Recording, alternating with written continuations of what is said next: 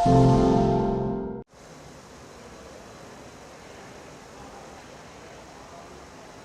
is Christian Boltanski's installation called Chance.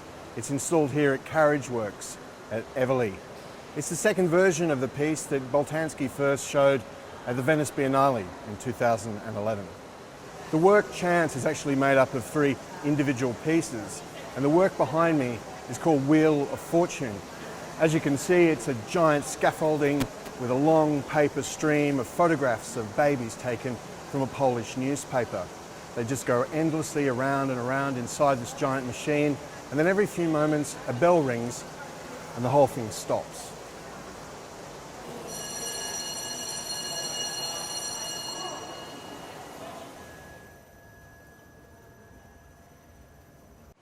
This component of Chance is called Be New, and it's a flickering montage of photographs of Polish babies and of dead Swiss people. And when you press this button, the flickering suddenly stops. And you get a funny face made up of a dead person and a just born person.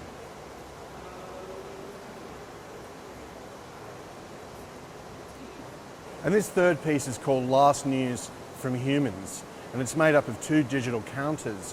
The green counter counts up the number of babies born on a typical day on planet Earth, while the red counter behind me counts up the average number of deaths.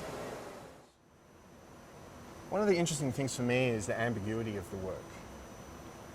It is on one level really obvious statement, but on another he obfuscates the meaning. He kind of makes it a little bit uncertain exactly what it is that he's saying.